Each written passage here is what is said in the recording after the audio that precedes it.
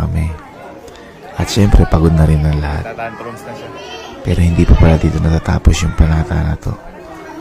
Dahil mas seryoso pa pala to sa iniisip ko. Wala pa pala kami sa kalahati.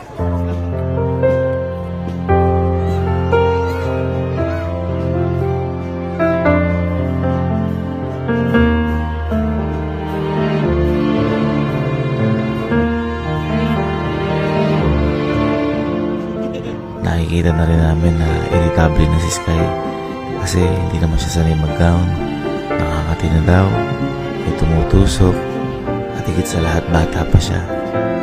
Pero lahat yan, iniis niya, iniis namin para sa panata. Ito na yung pagsasali ng Cruz. Ito yung kasama sa panata.